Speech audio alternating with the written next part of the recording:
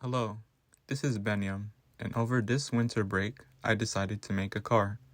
Little did I know that this would be no joking matter. Since the regional Aki Chem-E car conference date is approaching, I decided to build a rough prototype car for the competition. Emphasis on the fact that it is rough.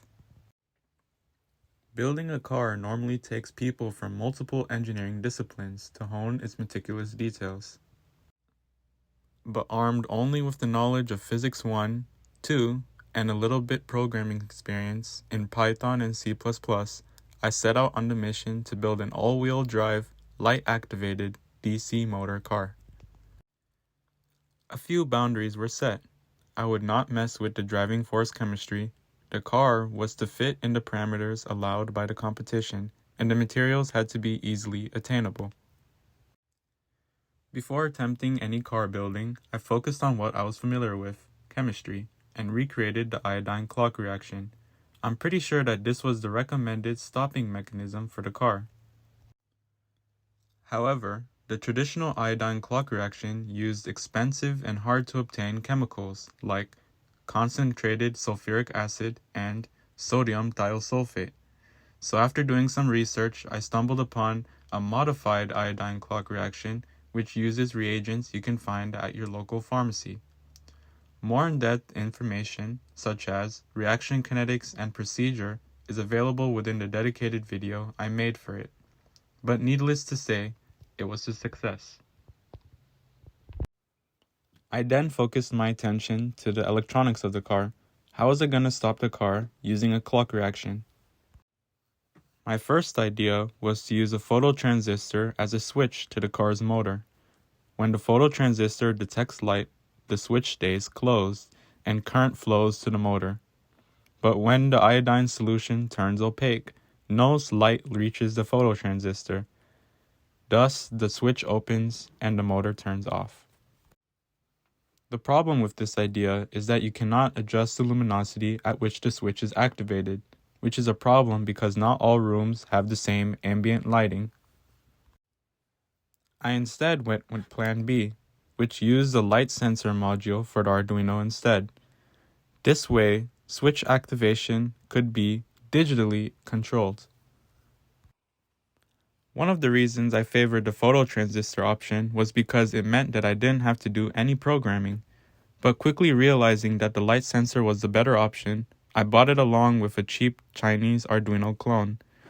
Later on, I would realize that this would pay dividends. Through baby steps, I familiarized myself with the world of electrical engineering.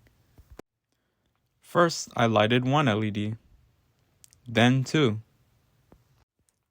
Reluctantly opening the Arduino clone, I slowly learned how the Arduino worked. First, I got it to blink one LED on and off. Then, I got it to blink two LEDs on and off in a sequence. Next, I integrated the light sensor module to detect when it was bright versus dark and changed the LEDs that are on accordingly. After getting the light sensor to work, I was confident that I could focus my attention to the motors of the car. However, it didn't take long for me to realize that the DC motors are very sensitive to voltage and current and need to be regulated accordingly. Hooking up a 6-volt DC motor to a 9-volt battery would certainly fry the motor within minutes. Doing some more research, I stumbled upon a small integrated circuit known as a DC voltage step-down converter. This way, I could still use the 9-volt battery without worrying about overworking the motor. I then noticed that I still needed to integrate the light sensor module with the motor to turn them off when the iodine solution turns opaque. This is when I stumbled upon the L298N motor drive controller board. This module regulates motor output via pulse width modulation. This means that it precisely controls motor speed and turns them on and off via Arduino programming. This allows various speeds to be tested for the competition without buying different motors. Because the motor controller has a voltage drop of about 1.4 to 2 volts, the input voltage should be around 7.4 to compensate. After doing a little soldering work to the DC voltage step-down converter, the voltage drop was successfully regulated. I then designed an electric circuit schematic online and downloaded it. Using the schematic, I wired all necessary connections, wrote a little motor control demo program, and hooked it up to the battery. Everything seemed to work. I then worked on calibrating the two different motors to get them to run roughly on the same RPM. Once that was done, I started mechanical work on the car. Through a lot of trial and error, I settled on the motors being mounted on the top of the car with all the other electrical components instead of at the bottom, where it would have been directly connected to the axles. This would have made it difficult to access during troubleshooting and lead to structural deficiencies. Because the motors were instead mounted on the top, they were compensated by making improvised pulley systems out of rubber bands, cardboard, and glue sticks to transfer rotational force from the motor to the drive shaft. All other electrical components were mounted on the cardboard body using a hot glue gun. Note that the breadboard is vertical because the light sensor on the module is also vertical. This allows for a small glass to be filled with iodine solution and placed right next to the sensor to detect a change in opacity.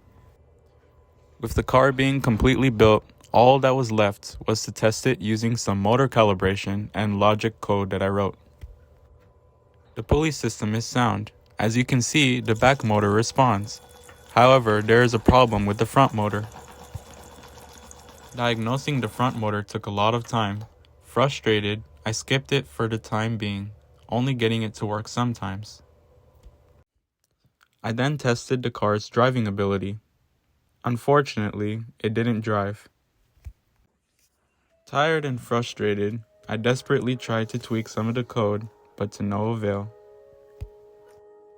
After running some more performance and circuit analysis tests, I pinpointed a few issues with the car. After all the testing I've done with my battery, I forgot that most of the voltage was drained and didn't replace it. This was causing the front motor to not receive enough voltage to respond to the code. This was fixed by changing the battery and reapplying adhesive to the front wheel axles. Structurally, the car chassis was not stable. This was to be expected as I pretty much built the entire car out of a Miss Vicky's Chips cardboard box and glue. This was cost effective, but structurally, a poor choice of materials.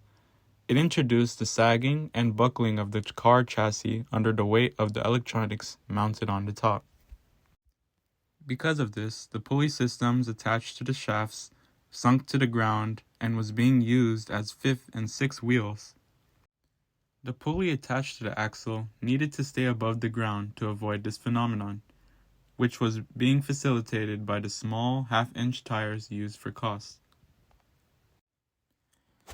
As the brake was wrapping up, I decided that the structural deformities would be too expensive and time-consuming to fix.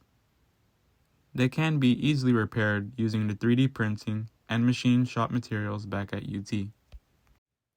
Even though the car couldn't drive in the end, I would say that this endeavor was a success. I went into this project with no mechanical or electrical experience and learned so much about programming, electrical prototyping, circuitry, driving forces, and mechanistic systems in cars. As stated before, electrically and mechanically speaking, the car is solid. The car responds correctly to light stimuli and makes use of mechanical work well. Quick changes to the overall motor torque via gearboxes or stronger motors, as well as the overall car chassis and tire sizes, would most likely resolve driving problems experienced. As for the driving reaction, I did some research on all other proposed reactions, like alkaline fuel cell, thermoelectric power system, and etc. Since it is our first year in the competition, I decided that the first iteration of battery should not be too complex. This led me to find that the classic zinc-carbon battery is a good candidate. Its materials are not hard to obtain, it is light, and can be easily made and tested. Each of its cells produce about 1.1 volts and around 300 milliamps.